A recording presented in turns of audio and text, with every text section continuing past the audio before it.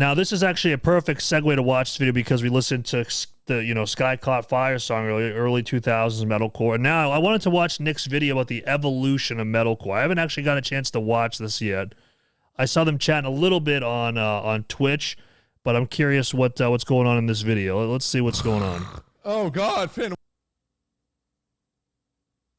Let's just repeat that one more time. Oh God, Finn, why did I do that? That was not worth it, fam.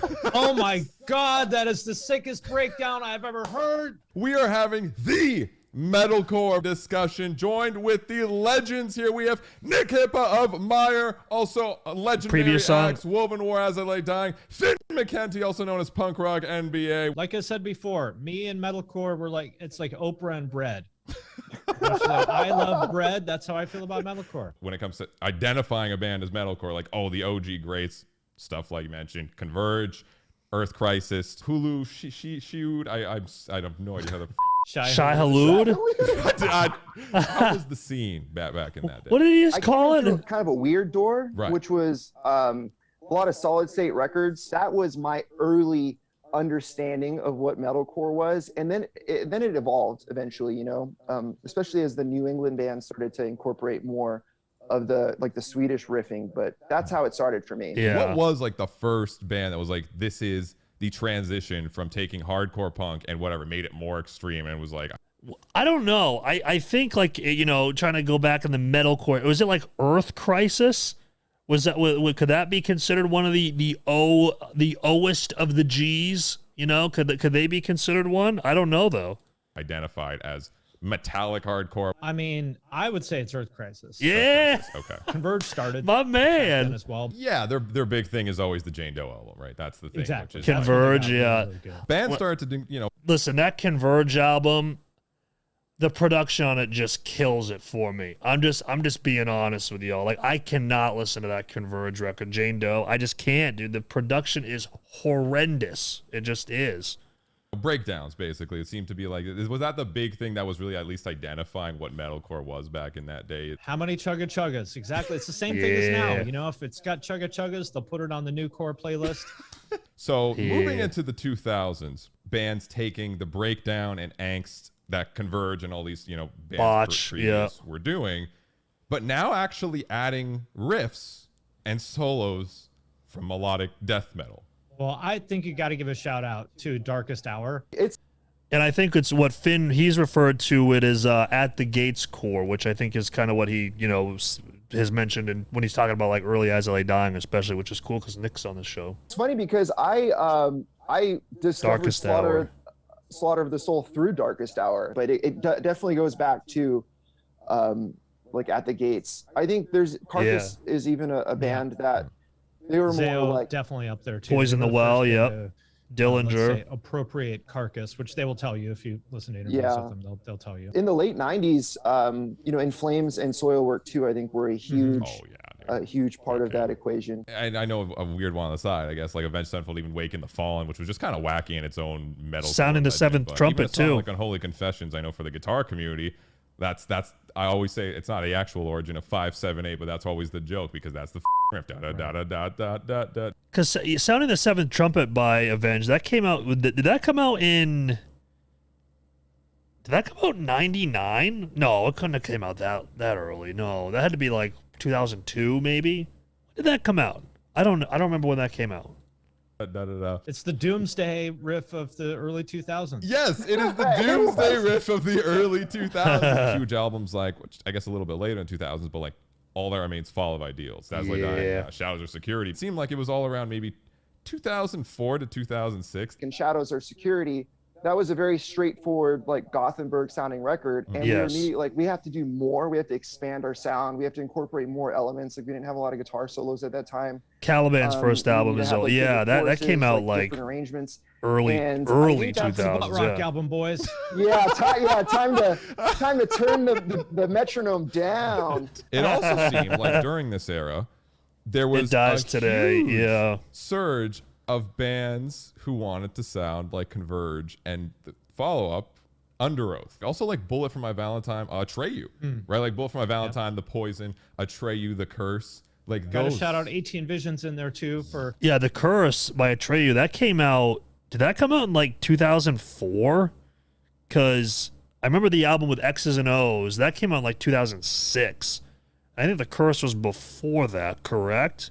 Yes. Caliban investing the sort of 1998. glam, Holy fuck. you know, glam inspired branch of metalcore. And then when you're talking about the next wave of metalcore being Devil Wears Prada, then you get Joey Sturgis core. The Joey Sturgis era. What yeah. he did was just like his level of production was an entirely unique, but just like so precise.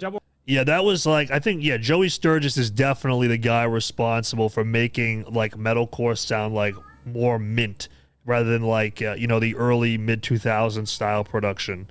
Of course, Prada laid the foundation. To me, Attack are the ones that really just threw out all the rules. And then, it really seemed like, not that all the other bands died like before this, but it seemed like the focus was like, what is this MySpace core? But it really just became about the breakdown. It really did. That's the only part anyone cared about. Next up, I feel like what I started to see a lot of personally was Sumerian core / djent core. But that shit was cool as when it came out. Yes. Like Born of Osiris and Veil of Maya. Like, yeah, a lot of people watching the stream probably think I hate all that stuff and I talk shit about it all the time.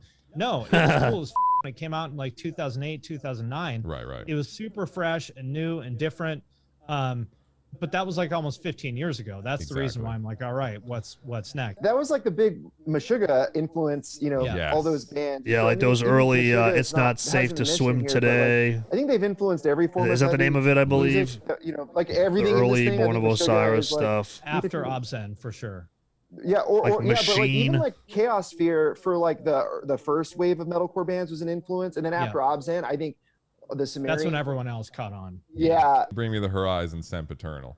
Then entered the game. Why is this when the This is Curse was? Probably next for evolution of ads and stuff metalcore. like that. Now, I did not think it was going to literally take over the next. It's not same as Veil. Yeah. So, I know that's Veil of Maya, but Machine is and also Born of this little Osiris. side scroll of what I love when you say it, because it's just you're the person to say it, Finn. Butt rock, almost. I'm like metalcore butt rock. When they get the leather jackets and they get added to the Sirius XM Oct. When they get the leather jackets, when they get the pyro in the music videos, when they have the video board playing behind them, I mean, it's over.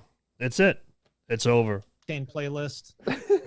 And I feel like this was to me the dark age of metalcore. Hey, I'm with you on this one, buddy. at the same time that this was going on, as far as like metalcore bands, I think While She Sleeps and like Fit for a King and bands like that, we're still just kind of writing like they were doing their own thing, but they were writing really good songs. And like I specifically think of those two bands because around that time period they were still doing really cool stuff with guitar. And it seems like now this buttcore kept kind of going here, right? Like it's still expanding. Yes, it does today. Yeah. Oh, an interview with them. That'd be sick. It, I started to notice bands doing this like proggy metalcore shit, which was still like I felt like the subset off the djentcore stuff. So bands like Era, Thornhill, North Lane, yes, that stuff. Thank you. Yes, Yeah. Thornhill, North Lane. So like prog kind of metalcore. UNFD core.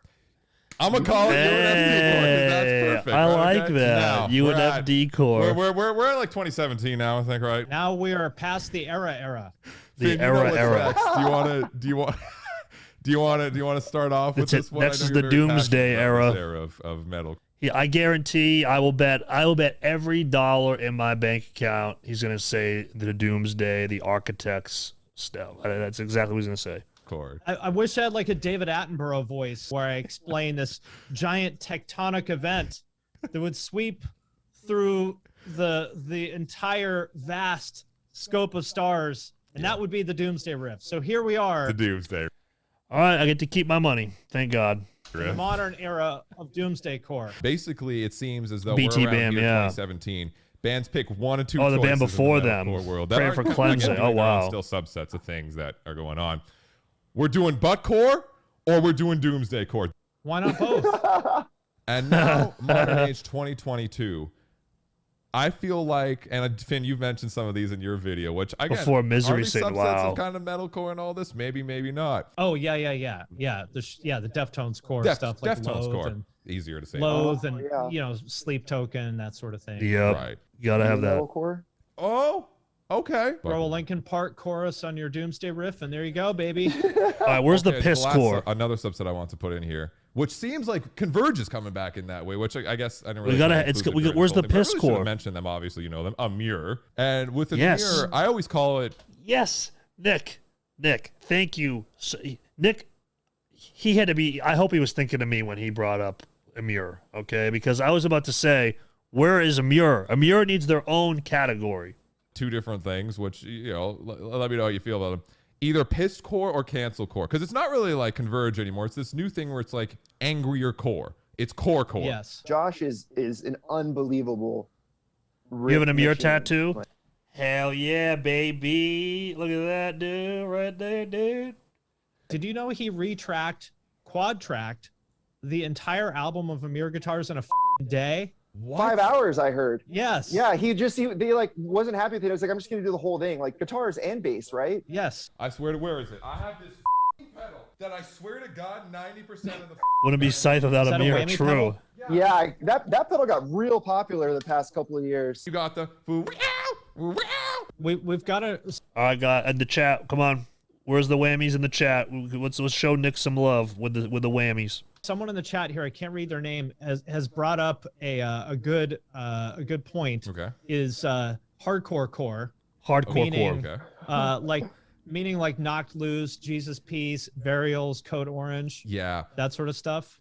So would That's you? a sick genre. Yeah. So would you see? This is my thing. Would you not just call that new hardcore? Would you call that a subset of metalcore? Yeah, it's debatable, you know, Well, I because feel those like- bands do come from the hardcore scene. Well, I was No gonna say, problem, if you Sky have, like, an Cough. alarm Thank you, clock man. riff in there, If then it's it goes Craig, back to thank the you, man. I beginning of appreciate it. This chart that Yeah. Nick's making, so I feel like it fits in the that's funny. umbrella for like Knocked Loose or Code Orange or something like that. Okay. And of course, there's tons of bands, chat. So don't add us. There's so many bands and so many great bands and so many things that have influenced. That's why it's crazy how many, all of these will be on one playlist on Spotify, and I'm just like, I'll put it on and I'm just like, wait, what am I listening to again? Yes. And I'm like, oh, this is new core, and I haven't, you know, one band that I just want to add in here because Sure. they're my favorite is Bleed From Within. Appreciate you stopping by, man. I don't know. yes.